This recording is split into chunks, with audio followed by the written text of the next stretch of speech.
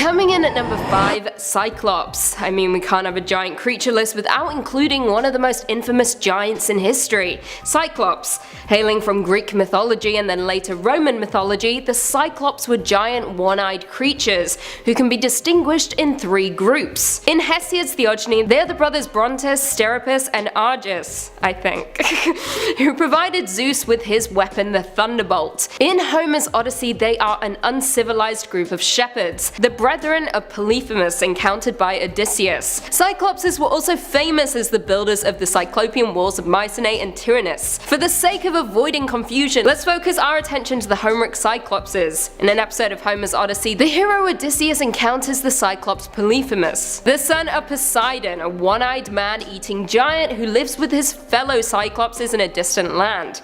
They live in the world of men rather than among the gods. Homeric Cyclopses are presented as uncivilized shepherds, savages, and have no regard for Zeus. They live solitary lives and have no government. They are said to be inhospitable to strangers, slaughtering and eating all who come to their land. Coming in at number 4, Corb or the Fomorians. The Fomorians are a supernatural race in Irish mythology, often portrayed as hostile and monstrous beings who come from under the sea or the earth. However, later they were portrayed as giants and sea raiders and enemies of Ireland's first settlers. They appear to have once been gods who represent the harmful or destructive powers of nature, personifications of chaos, darkness, death, blight, and drought. In Old and Middle Irish, the race is typically called the Fomor or Fomori, with an individual member being called a Fomor. They are often regarded as malevolent spirits dwelling underwater and in the nether regions of the earth, before later being portrayed as the aforementioned sea raiders. This was heavily influenced by the Viking raids on Ireland that were taking place during this time. Oftentimes they were depicted as having the body of a man and the head of a goat, and according to an 11th century book, they are said to have one eye, one arm, and one leg. Coming in at number 3, we've got SCP-1682. Sunworms! Hell yeah, I feel like that's good enough of a description. I don't need to say anything else, just sunworms.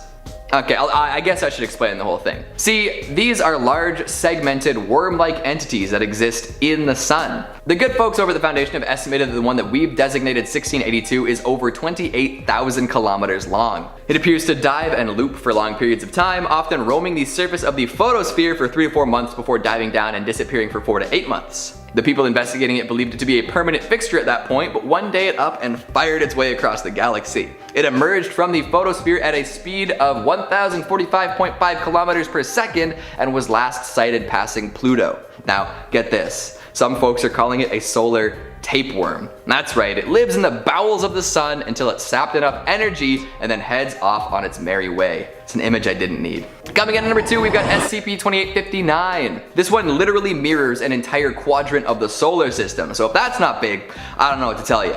Try not to feel too dwarfed in its shadow, you know, we're all tiny specks of insignificant nothing if you really think about it. So is that a little bit comforting?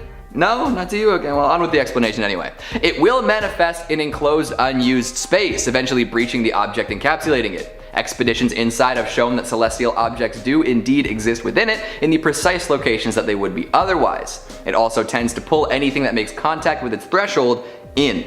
Otherwise, it doesn't really affect the area around it, it just kind of is there. It's weird and potentially micro-radiation inducing, but not terrible in of itself. But there is a giant species of giant serpentine predators around 80,000 kilometers in length that do seem to follow this anomaly wherever it goes. And anything that it pulls in, they will consume. So that's not good. Instances of 2859 have been spotted dangerously close to Earth too, so you better keep an eye out. And finally at number 1, we've got SCP-3200. Get this, we've made some claims about enormous stuff in this video, but this SCP is literally light years in diameter. 300 million light years to be precise. That is a big anomaly. It's expanding by about 1 million light years per year too. This void could potentially collapse the universe. That's how huge it is. If it were 2009, it would be a great source for run-ups to Yo Mama jokes. However, because we've moved past that as a society, I'll avoid stooping that low. Suffice it to say, this is one gigantic SCP. The exact properties of this thing are currently unknown too. It was discovered by civilian scientists, and the folks who investigated it most closely ran into some issues. The Peregrine expedition took some experimental tech and ran with it, hoping to find something useful within the SCP-3200 void. Taking advantage of temporal sinks, the crew was able to travel into the heart of the anomaly in a relatively short period of time. They arrived in the void and saw nothing but blackness. No stars, no galaxies, true void action. Eventually, a box showed up, surprising the crew. Inside was a CD containing a video of the captain talking to camera.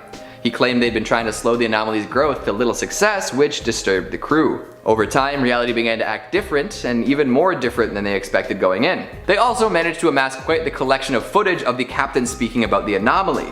None of these elaborated on what the anomaly was actually doing though. Eventually, tragically, they got to the source of the matter. After witnessing thousands of different iterations of himself investigate the void over a period of what could be thousands of years, it became clear to the captain that space-time was torn and had been rending itself apart. The things they've seen are echoes of different timelines, produced, consumed, and repurposed by the Abyss. There's no way to fix it, although each iteration of the crew does their best. It's growing larger, consuming more, and yet there is nothing we can do about it. In the last words of Captain Kuznetsov, we've seen into the abyss, and by God, it hates us. Yikes. Kicking off at number 5, Destroy All Monsters, 1968.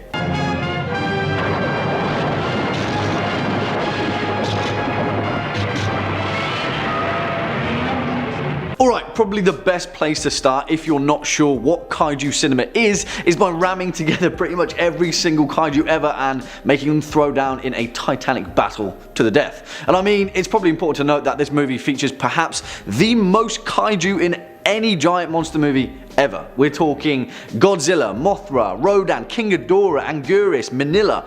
It goes without saying, but they're pretty big players, and obviously anytime Godzilla, Mothra and Rodan get together, you know that some pretty big stuff is going to go down. Directed by Ishiro Honda, one of the biggest players in the Showa era of kaiju cinema and one of Toho Studios' best and brightest assets, Destroy All Monsters takes place in a time of pure utopia where world peace has been achieved by the year 1999, and all of the giant monsters that have previously tried to destroy the planet have instead been captured and confined to an area known as Monsterland. However, just when all seems well, all of these monsters are broken out of their metaphorical giant prison and instead mind controlled by an alien species known as the Kilax, who then send the kaiju to attack major cities across the planet. We're talking Godzilla tearing apart New York City, Rodan invading Moscow, and Mothra and her larval offspring laying waste to the cities of Beijing. Thankfully, Earth's defenses, spearheaded by the United Nations Science Committee in their first appearance, eventually wrestle back control of the poor mind control kaiju. But that's when the Kilax send their biggest and baddest nasty of all time, King Ghidorah himself, and then stuff really gets blown to smithereens. The thing is, although not quite campy enough to be mid-70s kaiju brilliance, and not quite gritty enough to be mid-80s and 90s kaiju raw action,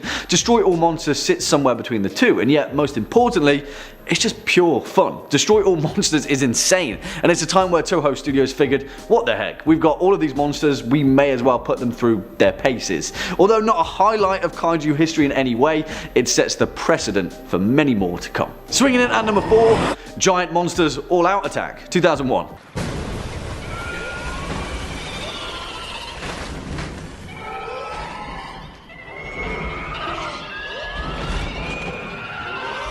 And if you're looking for a real mouthful, then why don't you try Godzilla, Mothra and King Ghidorah, Giant Monsters All Out Attack.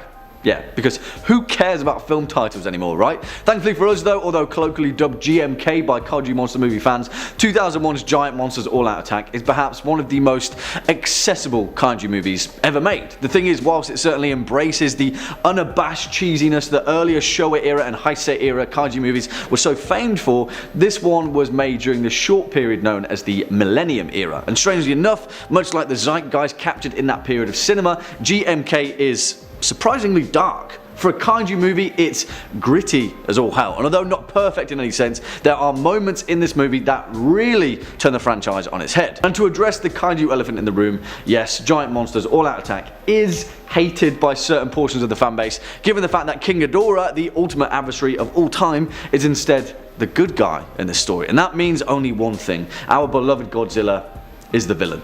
Written and directed by Shusuke Kaneko, GMK features Godzilla as a ravenous returning force during a time where the world and the brave and noble JSDF are nervous about where and when Godzilla will strike again. Unbeknownst to them though, Godzilla is actually possessed by the souls of the dead that were lost during the events of World War II. And then the only thing left to do is for an unlikely alliance to be forged between Mothra, King Ghidorah and Baragon.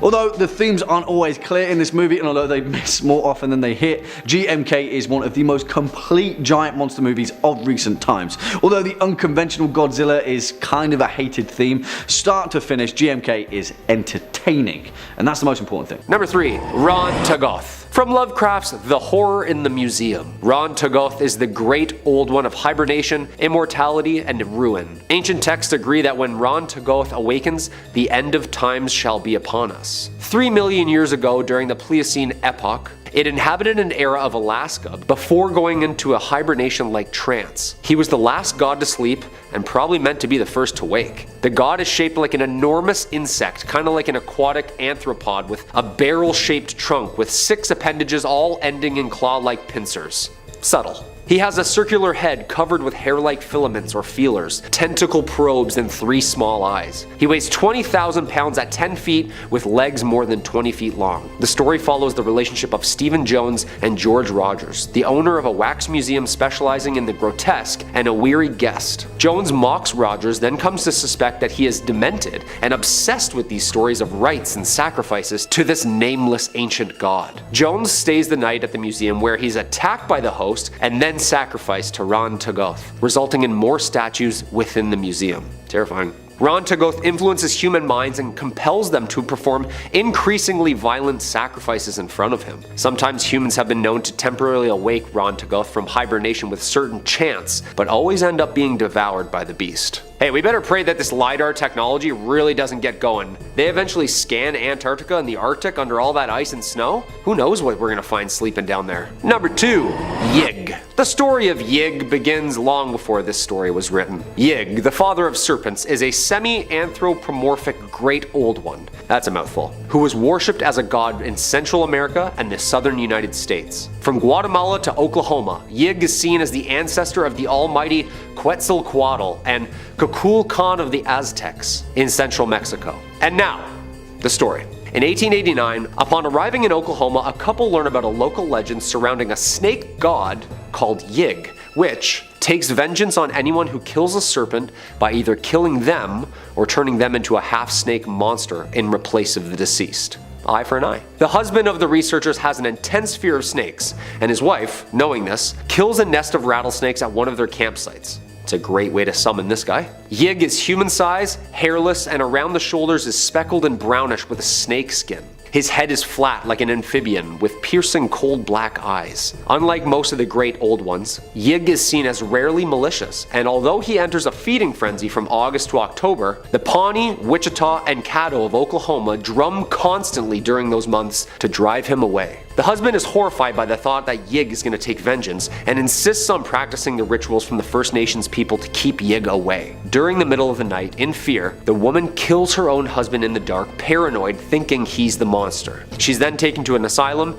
and dies there, but not before giving birth to 4 half-serpent hybrid creatures. Spooky! I was gonna say, this guy doesn't seem that bad. He's only malicious if you threaten or hurt his serpents.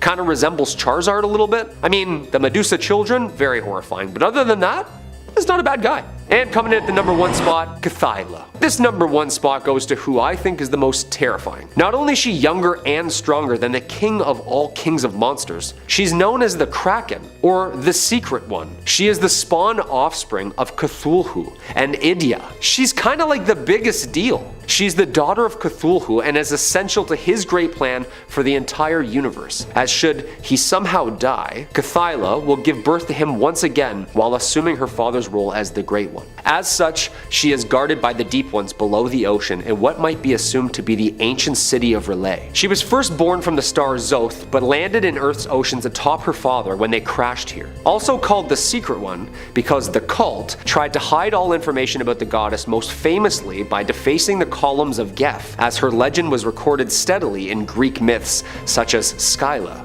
Yeah, that's her. Her father, Cthulhu, is a cosmic entity, first introduced in Lovecraft's short story in 1928. The Lovecraft mythos gives birth to this modern abysmal horror. Cthyla is the youngest of Cthulhu and his partner Idya, and therefore the most frightening. Cthyla is destined to give birth to the next great Cthulhu again, after he is destroyed in the near prophesized future. Project X was a secret and failed attempt to kill Cthyla with a subterranean atomic missile, but it was no match for this gigantic red-bodied, six-eyed octopus with wings. Yeah, she's able to alter her body proportions at will, such as enlarging her wings to fly or even swim. She has 8 arms like any octopus, so not only is she impenetrable from any of Earth's deterrents, she has the ability to camouflage anywhere.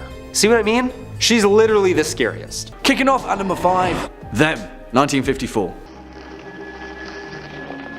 Mountain lions never come down into the desert. No cat ever lived leave a print like that.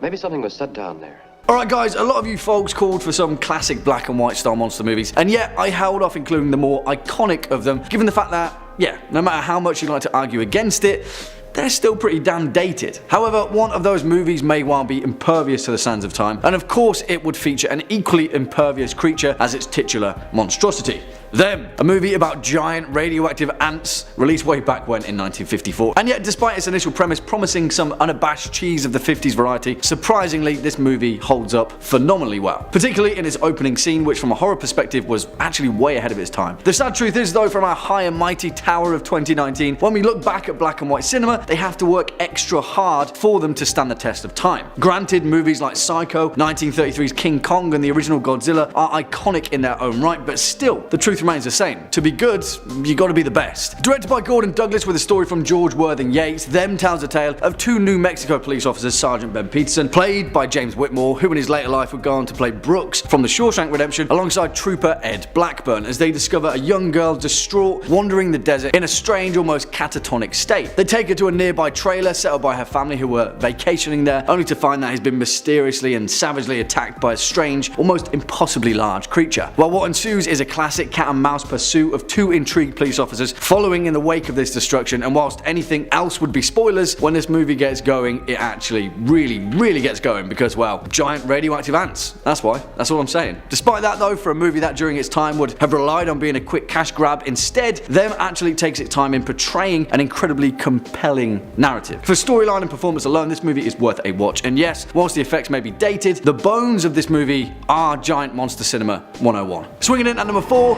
Prophecy, 1979.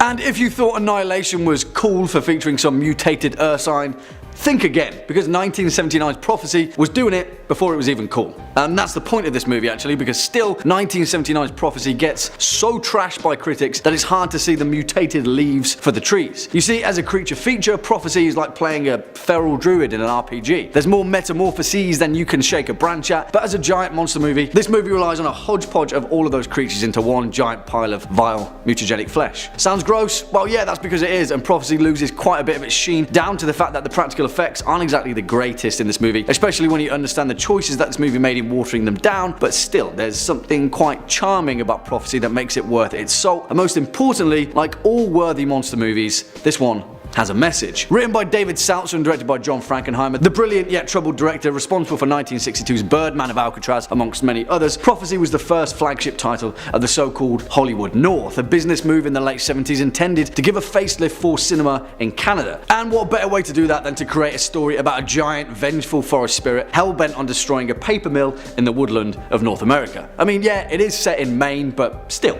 you get the picture. It tells the tale of Dr. Robert Verne, an environmental scientist who was commissioned to undertake a report about 3 lumberjacks that had mysteriously disappeared. Obviously, his pregnant wife accompanies him, because of course that's a sensible thing to do, and suddenly Dr. Verne witnesses something incredibly wrong with this forest. Giant salmon, vicious raccoons, tadpoles the size of bullfrogs, because why not? This movie essentially takes the ending scene of Jumanji and injects it with some highly mutagenic substances and then just lets everything go to hell. Don't piss off Mother Nature, guys. That's all I'm saying. No, but seriously, save the planet. Number 3, Umbozu, translating to Sea Priest, is a yokai appearing in Japanese folklore. It's depicted as a large, shadowy figure looming out of the water, appearing to sailors, breaking the ship as it rises, and demanding a bucket from whatever unlucky sailor happens to cross its path. Maybe it's got a leak in the roof. There's some differing opinions onto what the origin of the Umabozu is, as there's no specific origin to its legacy or one tale we can point towards.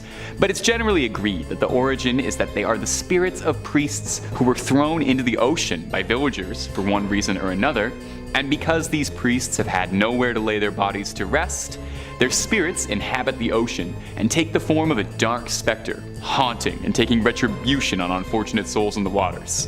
I'd never heard about this creature until researching it for this video, and I've got to say it has got some fantastic folklore. You really should do yourself a favor and look up Umabozu after. The Umabozu rising from the sea and asking if you've got a bucket for it is hilarious. Like it's more of an annoying roommate than a sea monster asking if it can borrow something. Folklore says the Umabozu would cling onto the hull of the ship and shriek at the sailors, sinking them down. The Umabozu's weakness? The smell of smoke, apparently. So if you're looking to get rid of one, light some sage up, I guess, or light something. I'm sure that's very easy to do when you're on a wooden boat in the water. Now, squaring up against the Megalodon, this one I actually do feel like it could go either way. The Megalodon, giant shark, Umabozu, scary specter. But I am going to give the edge to Umabozu solely because I don't know if it's got an actual tangible physical form or if it's just a shadow monster. You know, Megalodon can't really bite through shadows, I don't think that's one of its powers. As well, I could really see Umabozu pulling that little trick, hanging on to the side of the Meg, asking for a bucket, and then the Megalodon, who presumably doesn't speak any languages, not understanding what's happening, gets dragged down to the bottom of the sea, never to be seen again. Number 2, Scylla and Charybois. Scylla and Charybois are sort of like a wrestling tag team duo as far as mythical sea monsters go. They worked in tandem, hounding opposite sides of a narrow strait of water, and famously clashed with the Argo Odysseus, made famous in Homer's Odyssey. The first beast, Scylla, was described to be a dragon-like creature, having 12 feet, 6 long necks, and atop each neck was a head full of razor-sharp teeth. Sailors unlucky enough to pass through Scylla's territory were swooped from their vessel and swallowed whole before they'd even know what would happen. That doesn't sound so bad, all in an instant. There's some speculation that perhaps the original Scylla was a very dramatized account of sailing through an underwater reef, which would definitely provide some explanation as to why a writhing mass of limbs and teeth would be shredding through a ship's hull. But Scylla is only one half of this dynamic duo, the Robin to Batman, and the other half is Charybois.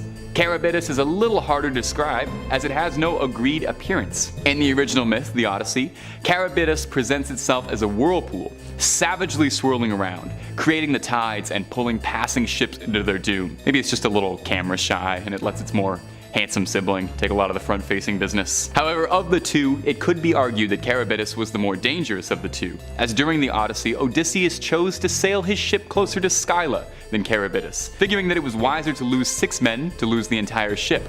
Very wise guy. Now, the Megalodon. Drop out of this one before you even try. A one-on-one is one thing, but a duo battle against a whirlpool and a 6-headed dragon? Save yourself the embarrassment and just clock out and go home.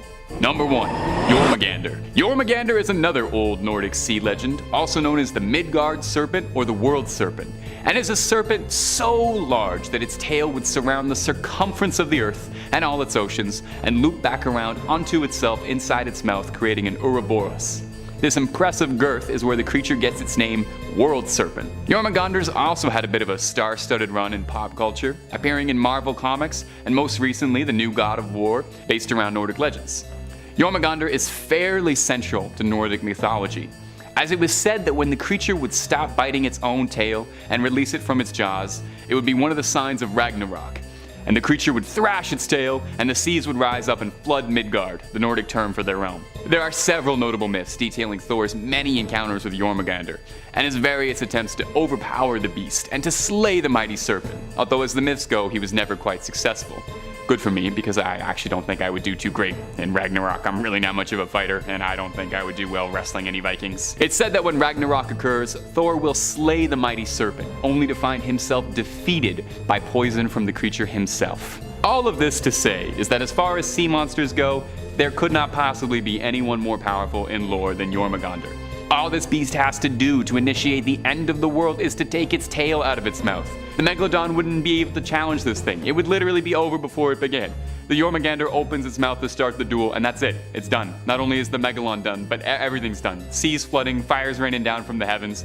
How could there possibly be a more powerful sea monster than this? Unless they update the Nordic myths at all, I doubt anything will ever top the legend of the Jormungandr. Coming in at number 5, we've got SCP-1548. Quick, name some enormous things. Elephants, office buildings, Mount Everest. Now, these are all good guesses. Yeah, they're big, but here's the deal. Pretty much everything on this list is going to dwarf something you could conceivably behold on Earth. And it's gonna be one of those. 1548 is known as the Hateful Star. Stars, as you might already know, are huge. Like our sun is one of the smaller varieties going around. Try to wrap your head around that for a moment. In fact, this star is more than just a star, it's multiple solar phenomena. There's SCP-1548-1, which is a series of sunspots, each 40,000 by 15,000 kilometers in size. About 23 hours after they appear, they converge, becoming one enormous solar prominence, taking the shape of thaumaturgic symbols. Then there are 1548-2 and 3, which are sunspots and symbols that form under different circumstances, but are usually pretty huge too. These occurrences cause a whole lot of insane stuff to happen, from inflicting intense psychological damage on people who behold them, to strengthening materials, to causing weapons affected by the symbol to annihilate stuff around their areas of effect. In fact, a recent event has caused irreversible changes to our solar system. A rapid recurrence of 1548-1 events has led to a dense cloud of ionizing radiation to form around our solar system, totally changing the night sky. The Foundation has started to disseminate information to keep the public calm, but the effects of this change in the sky have started to be noticed. Folks who witness certain things in the night sky have had their minds altered by the malice 1548 seems to emit, and powerful weapons have leveled large areas. There's something in there about a subset of folks known as Ortothans who seem to be waging some kind of war. The O5 Council has been voting on what to do for a while now, but I'm not exactly sure what's gonna happen next, so wish you the best of luck. Coming in at number 4, we've got SCP-3125. Now, if you want to read this one, you've got to know the code to get in. That's right, it's locked behind a keypad, and only those with a secret password are getting in. How do I know the password? Well, I'm special. You're not, but I'll give you a hint anyway. How many flavors in a standard roll of Lifesavers? How many guys at the burger joint that fries their fries in peanut oil? What's 7 minus 2? What's the smallest dollar bill in Canada? A number that rhymes with alive. Use that as you will. I've got plausible deniability if you guys break into the number pad without being allowed to be there. Enter at your own risk. This SCP is quite a mind boink, described as an extremely large, highly aggressive, metastasized meme complex. It started outside our reality and now it's right up in it. I always knew the rising popularity of memes would be the death of us all. It's adapted for survival in much harsher conditions than we can provide, and therefore humans don't really have any sort of defense against 3125. When someone's affected by it, they become incapable of entertaining weaker ideas. Their whole being is then devoted to the propagation of 3125. So this thing can spread fast through the ideas of our weaker minds. And just like propaganda, you're not immune to it. Nope, not even you. No, you're not special.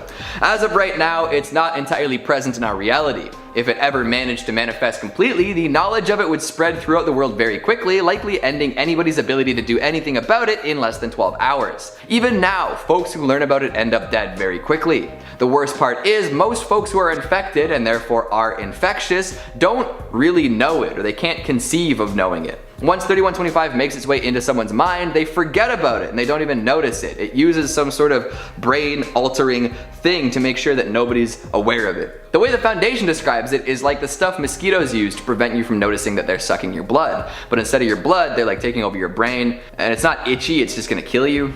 Right now, there's no real way to fight it. A scientist suggested creating an irreality amplifier, but that would require the folks building it to understand what they were building, and then they would have to know about the meme, and then they'd get infected by it. So let's just hope that the Foundation keeps it in check indefinitely, because if this gigantic mass of memetic information makes its way into our reality, we're toast. Next up at number 3, Cloverfield, 2008.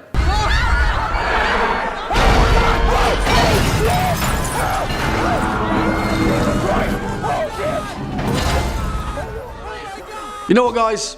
I've said it before and I will say it again, Cloverfield doesn't get the credit that it deserves, and as far as giant monster movies go that actually do justice to the science fiction horror genre as a whole, then Cloverfield is perhaps one of the closest and most recent depictions of just exactly that. Cloverfield is awesome, and also as a side note, if the whisperings are to be believed, we'll be getting a hopefully worthy sequel to this movie sooner rather than later, which is reason enough to be excited really. The thing is, we spoke in the intro about kaiju movies and how they are the quintessential example of giant monster movies, but as we also mentioned, they also aren't exactly scary. Cloverfield, in my opinion, is the remedy to that, and in turn it was inspired by the reverence that the author J.J. Abrams has as a filmmaker for Godzilla and all of his friends. His intention was to give life to the western version of the kaiju genre, and he did exactly that, whilst also staying true to the promise of horror. For those of you that haven't yet seen it or brushed it off as another Hollywood cash grab, please give it a chance, it's awesome. Written by Drew Goddard, the man behind the brilliant Netflix Daredevil series, and directed by Matt Reeves, the man behind the Planet of the Apes series, Cloverfield of course was put together by J.J. Abrams' Bad Robot Studios with the intention of breathing life to giant monster movies for a western audience. Shot from a found footage perspective, it tells a tale of a man named Rob Hawkins and his then girlfriend Beth, who whilst during a party in downtown New York City find themselves in the midst of a giant monster attack in which the city itself is torn asunder by a terrifying unknown alien lifeform. You see, the original Godzilla movies have analytically been related to the devastating World War II atomic bombings of Hiroshima and Nagasaki, a metaphorical cultural expression of the tragedy that unfolded. Subsequently, in many ways, Cloverfield has been tied to New York City's own tragic destructive event with the 9/11 attacks. For that reason, and that reason alone, I think Cloverfield deserves its place as a cultural titan of sci-fi and horror. It truly does. Coming in at number 2, The Host, 2006.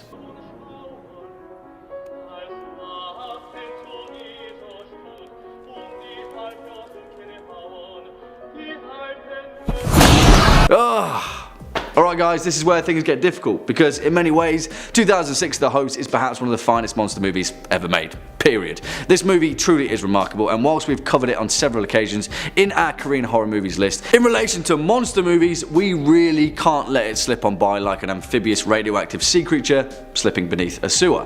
The thing is though, where it becomes difficult is that like several movies on this list, The Host is a genre mashup of sorts. This is a movie about family and loss and grief, and also a bizarre mixture of action and black comedy that is actually hilarious in parts, in places that it really shouldn't be. I mean, it's a result of South Korean filmmaking as a whole being incredibly transcendent with genre, playing with themes and tropes that Western directors wouldn't otherwise do, and yet truth be told, the results are startling. It makes for a movie the likes of which can't be replicated, and that alone is reason enough to see it. Also, please don't get this movie confused with the 2013 movie The Host, because no thank you. Written and directed by Bong Joon-ho, the awesome South Korean director and man behind Snowpiercer, which you should also take a look at if you haven't, The Host tells the tale of Park Gang-do, a slow-witted guy who runs a snack bar on the banks of the Hum River, who witnesses his daughter Hyun-so get kidnapped by a gigantic, grossly mutated amphibious creature that was created by a secretive chemical spill and subsequent cover-up by US authorities, which then subsequently sends the city of Seoul into complete and utter mayhem, as you may imagine, really. Obviously spoilers are abound from here on in, so we'll leave it at that, but really, The Host does something incredibly impressive with the giant monster genre. It's terrifying, it's hilarious in places, and most importantly, this giant monster movie actually has heart. Maybe even like 3 hearts, actually. Probably. And finally, coming in at number 1 spot, Troll Hunter, 2010.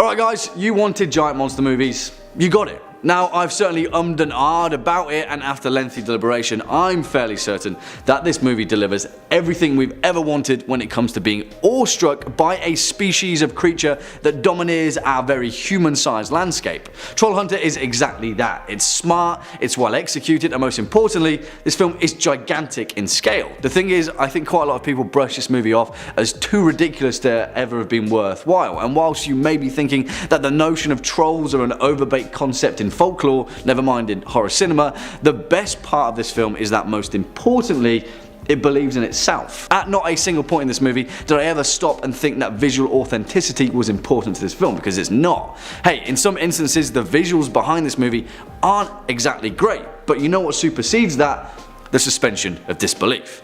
I believe in this movie because from start to finish, much like with Cloverfield, what we are witnessing is the documentation of events from a human perspective. You see, it may seem obvious, but the giants in the movie are far more giant if you see them through the eyes of the terrified creature trying to survive on the ground. Hint, that's us humans. I don't know guys, I could ramble on about this movie for days, but as far as giant monster movies go, Troll Hunter is one of the finest examples ever made. Written and directed by Andre Øvredal, the man responsible for the autopsy of Jane Doe, which is also awesome, Troll Hunter tells the tale of a group of students from Volda University College who set out to make a documentary about a suspected bear poacher out in the Norwegian wilderness. Well, they soon find the bear poacher, but as they also soon find out, it's certainly not bears that he's after, but a far bigger and far more terrifying kind of creature. Honestly guys, Troll Hunter is awesome. It really is. If you haven't yet seen it, please give it a watch. You won't be disappointed. Coming in at number 5, we have Dagon. Dagon is a deity of an amphibious humanoid race that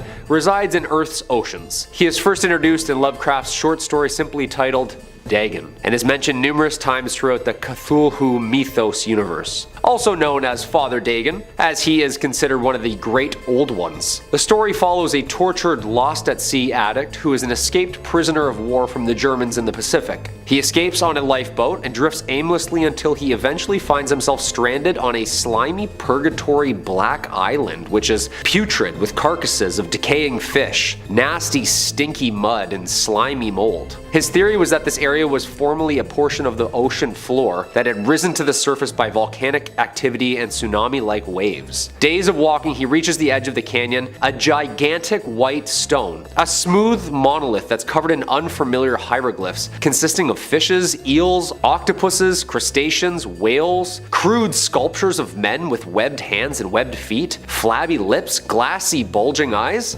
Sounds like aliens to me. Dagon then appears from the water and the mariner departs quickly in fear, paddling away from the island before being rescued by a US Navy ship. Lovecraft seems to be referring to the ancient Sumerian god named Dagon, who is the fertility god of grain and fish in the ancient Philistine legend of Dagon, the fish god. He resembles the carving and legend like the Sumerian deity, depicted as being part fish, part man, seen wearing a fish on his head. That's pretty creepy. Number 4, Night Gaunts. The concept of night gaunts first came to Lovecraft as a young boy in a series of recurring nightmares, which they would whirl him through space at a sickening rate of speed. In his dreams, of course. Lovecraft credited the illustrations based off of inspirations from Gustave Doré, who drew everything from angels to demons in the Bible. Gothic, winged, and demonic, alright. Shocking and uncouth. Jet black with smooth, oily whale-like skin. Long, sharp horns that curved inward towards each other. Giant, silent bat wings flap, chewed claws, and a barbed, spiny tail. And worst of all, these creatures never spoke or laughed or smiled, and this is because there was only smooth skin where the face should be. It's terrifying. These faceless night gaunts have a vaguely human shape as well. Their skin is slick and rubbery. They can fly using a set of membranous wings and poke and stab with their tail, tickling and torturing their victims. Tickling? Quote, out of the crypt they crawl, I cannot tell, but every night I see the rubbery things, black, horned, and slender, with membranous wings. They come in legions on the north winds, swell, with obscene clutch that titillates and stings, snatching me off monstrous voyages to gray worlds hidden deep within my nightmares well. Okay. Poetic. Yeah, that sounds terrifying, dude. This guy was definitely suffering from either night terrors or alien abductions. I don't know, what do you think? Next up at number 3, King Kong vs. Godzilla, 1962.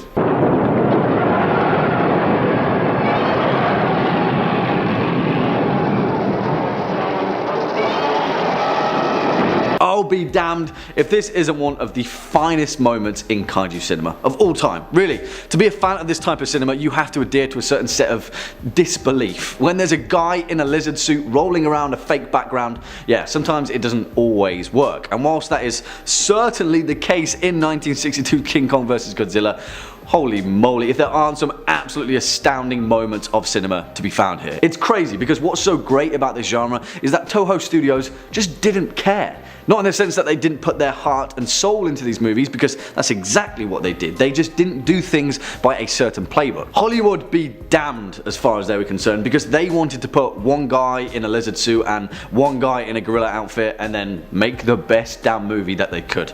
This is the culmination of that very spirit, King Kong vs Godzilla, and whilst next year there is a remake coming our way, if you've got a spare 90 minutes, just give this movie a watch. Really, this is one of the finest examples of kaiju cinema going, and it's certainly worth your attention. Again, directed by Ishiro Honda and written by Shinichi Sekizawa, the story behind King Kong vs Godzilla originally began with the giant Lord of the Apes actually throwing down with some version of a giant Frankenstein monster, which, let's not beat about the bush, would have been absolutely awesome, but thankfully for us, Toho snapped out of it and realised that the giant lizard king would be a far greater adversary. Obviously, the narrative behind this movie is pretty self-explanatory, but the cultural impact that this movie has had on science fiction cinema is kind of staggering. There are so many urban myths and legends about this movie that it's worth experiencing that just for the fact, and whilst most of them aren't exactly true, the ending to King Kong vs Godzilla is one of the most epic conclusions of 20th century cinema. This movie is brilliant, and its historical significance should not be forgotten. Coming in at number 2, Gamera, Guardian of the Universe, 1995.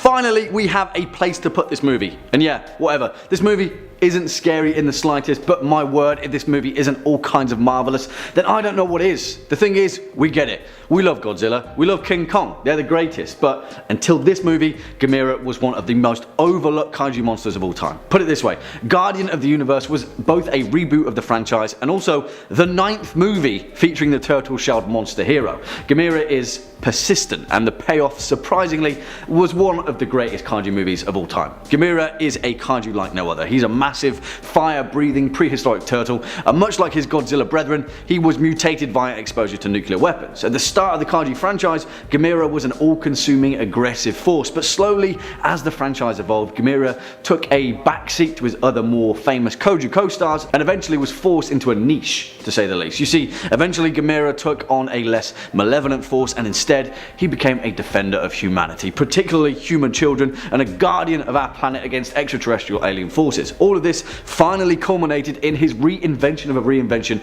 in 1995's Gamera, Guardian of the Universe, and this movie is astounding because of it. Written by Kazunori Ito and directed by Shusuke Kaneko, again Gamera, Guardian of the Universe embodies that same spirit that Toho Studios have perfected over the decades. This movie is just freaking fun. It's so fantastically bizarre that you can't help but be entertained. Gyos flying through the skies, attacking people left, right and centre, and the giant fire-breathing turtle, who is a friend to all human children, saving the day. In many ways, this entry embodies everything that we love about kaiju cinema, and as a side note, the following Gamera-centric movies are also worth a watch. Again, if you're looking for some 90 minutes of entertainment, you really cannot go wrong with Gamera. And finally, coming in at number 1 spot, Gojira, 1954.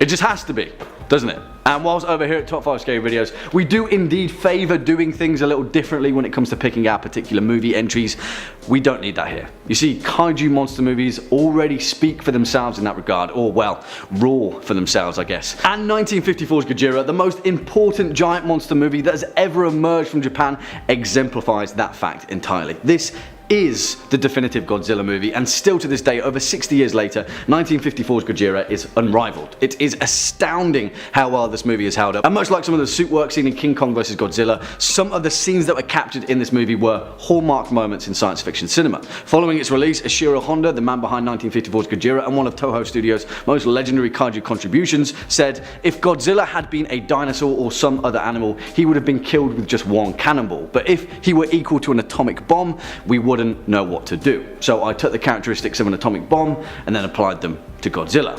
You see, this is exactly why kaiju monster movies captured something so special. They exemplified an era, a period of Japanese history that was still trying to recover from the horrors of the Second World War. In fact, the destruction seen throughout this black and white B-movie, metaphorically speaking, still can rival some of the most expensive and well-produced giant monster movies ever made. 1954's Gojira is a masterclass in how to make a giant monster truly terrifying. Low angles, ample pacing on the reveal, high-angled shots of the ant-like human survivors fleeing in terror. Gojira is sci-fi horror 101. Whilst this genre isn't exactly for everyone, the influence it has had on the horror genre is undeniable. This movie cemented Godzilla as the definitive, unrivaled giant monster, and since its release way back when in 1954, few films have come close to toppling it. Number 5, the Kraken. Over the port side, boys! There she blows! Batter down the hatches! The Kraken's here! I'm sorry, I absolutely could not resist. I'm just trying to paint you a picture of the scene here. The Kraken is an absolutely legendary sea monster, harking back to old sailors' tales from the 17th century. It started as an old Nordic legend and was said to haunt the waters from Norway through Iceland. But as its legend grew, stories of the Kraken would be passed throughout the world, carrying on from sea to shining sea. It's widely theorized that the legend of the Kraken began with sightings of the colossal squid, a creature almost as mythical as the Kraken itself. An old fisherman's tale, it's depicted as a colossal cephalopod, capable of crushing a fully stacked galleon with its tentacles and bringing it down to the ocean floor. If the tentacles and its heaving beak aren't enough, it also creates whirlpools around it, as it drags your doomed ship down with it all the way down to Davy Jones's locker. The Kraken probably has one of the best PR agents in the sea monster community, being the subject of stories, songs for centuries, finding its way into numerous movies, a career-making role in Clash of the Titans, a very strong supporting role in the Pirates of the Caribbean franchise really helped elevate it to stardom, even finding its way into a bunch of video games over the years, serving as a boss for players in God of War, Sea of Thieves, and for the real OGs out there, RuneScape as well. When it comes down to who could defeat who, it's not even a question. The Megalodon wouldn't get so much as 30 seconds with the Kraken. The Kraken of lore was crushing ships in seconds. You think it's even gonna notice crushing a shark? Number 4, the Loch Ness Monster. Now, the Loch Ness Monster is probably the most famous sea creature of all time, and probably one of the most famous Scottish things of all time, alongside William Wallace, Kilts, and Haggis. It's also one of the world's oldest recurring cryptid stories, with the first reports of Nessie going all the way back to the year 565. And since then, Nessie has delighted cryptozoologists the world over, becoming a cultural icon for Scotland and the Loch Ness as a whole. There's been several concentrated efforts to really find the Loch Ness Monster over the years, and while nothing has ever officially shown up on a sonar or radar, that has never stopped the stream of sightings and photos of the Loch's gentle giant. Nessie seems pretty benevolent. There's never been a story or an allegation of the Loch Ness Monster eating or hurting anyone, usually just sticking its cute little head out of the water for a quick little blurry candid to be discussed and analyzed for years. Let's talk serious for a second here. In the ring, squaring up in a 1v1, I've absolutely got Nessie over the Megalodon, easy. That long neck is gonna wrap around the Meg, get that thing lassoed. You know, the Meg is big, sure.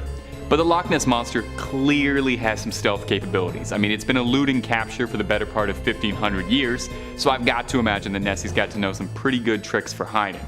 But more so than anything, Nessie's got the people of Scotland riding for them.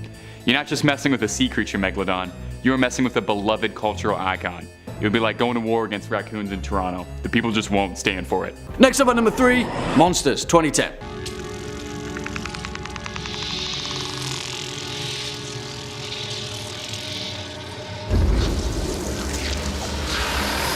Okay, here we have a pretty difficult one. On the one tentacle, Monsters feature some of the most remarkable special effects that I've ever seen from a debut feature filmmaker. On the other tentacle, 2010's Monsters is difficult to access. This movie has a very peculiar pacing that makes it difficult to truly get behind, and on first viewing of this movie, I was left a little underwhelmed. However, when you watch this movie back, the craftsmanship behind it is astonishing. And for a film that promises on delivering a certain set of expectations, it certainly does that and then completely subverts them. Hey, maybe you'll be blown away by this movie like quite a number of people are and were, but all I'm saying is, if it doesn't stick, give it another chance. Also, the guy who made this movie, Garreth Edwards, well, I went to the same college as he did, and I grew up in the same town, so yeah, Please don't think I'm being biased. And also just saying, but Gareth Edwards is awesome, and both 2014's Godzilla and Star Wars Rogue One were remarkable efforts. Monsters tells a tale of a NASA deep space probe that, after crash landing in the wilderness of Mexico, sprouts extraterrestrial life forms that rapidly spread throughout the Mexico-US border region, subsequently leading to the quarantine of the northern half of Mexico. Quickly, both the US and Mexican troops frantically battle to contain these creatures, and so a huge wall stretches the entirety of the border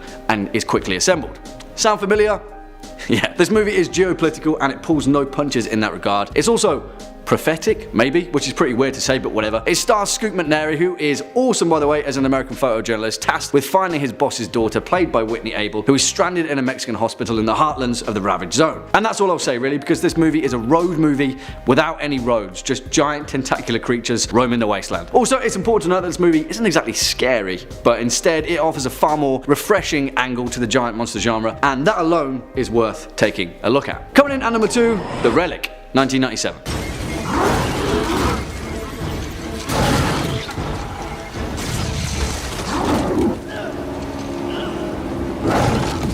Pretty unfortunate timing that, isn't it? This movie, like many others, makes SWAT teams look incredibly inefficient. Sorry SWAT, but it's a pretty glaring trope that I just had to point out. If you see a SWAT team, you know things are gonna get